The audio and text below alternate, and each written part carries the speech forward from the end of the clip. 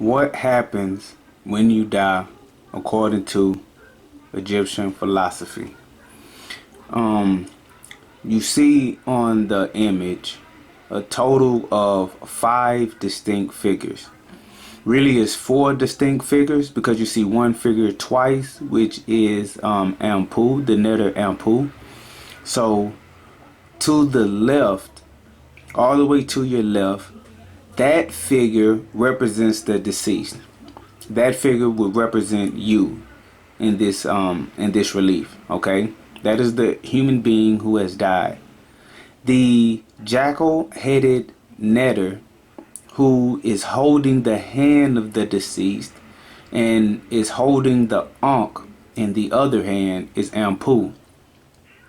You also see Ampu kneel down in the middle of the scales, holding something hanging from the top of the scales.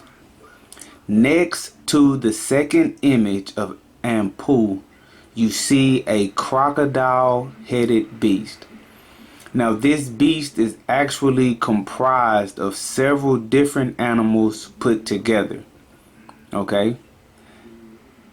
To the right of the crocodile-headed beast, you see the netter Dahoudi holding a papyrus scroll and writing.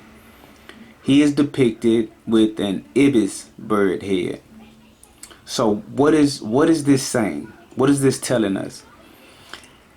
They are saying that, or first let me say this. When you actually die, there's no concrete way to explain what will happen to you using terminology from this physical realm.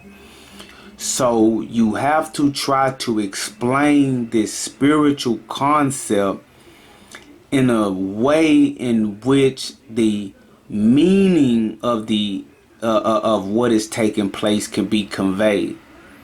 So one can only explain from the Kemetic worldview, one can only explain using the mythology what would happen to one when one dies.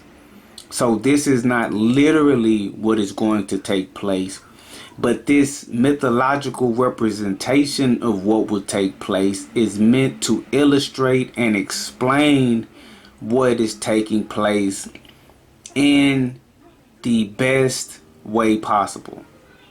So at the point of death, the deceased will be led by the netter Ampu unto the scales of Mayat.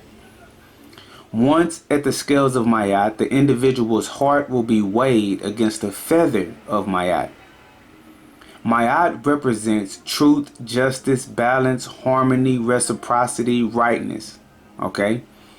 And your heart represents your deeds, thoughts, actions, and desires during your lifetime. So your actions on earth will be weighed against the feather of my eye to see just how righteous or unrighteous you were.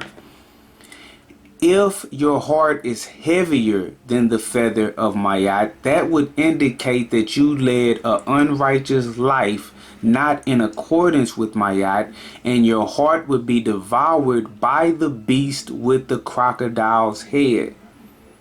Okay?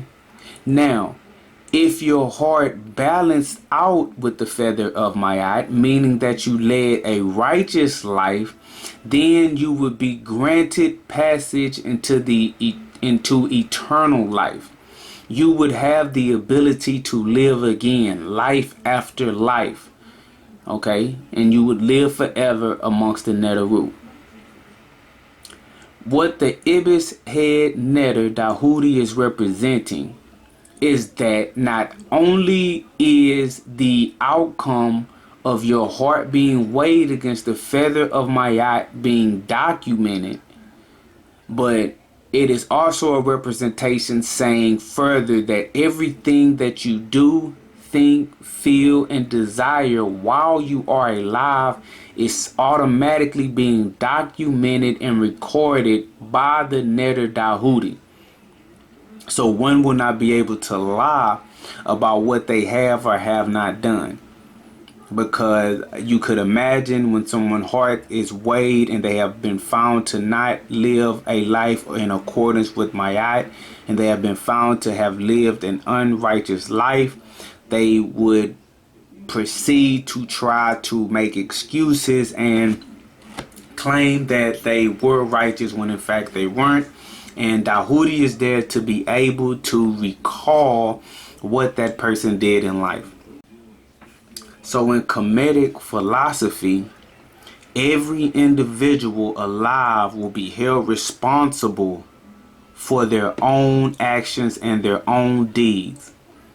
And at that moment of judgment, when they are judged based on the contents of their own heart, if they cannot stand before the scales of Ma'at and honestly proclaim the 42 negative confessions of Ma'at, I have not, I have not, I have not, I have not, then their heart will be devoured by the crocodile-headed beast seen before you, and they will not be granted eternal life with the netters. Hotel.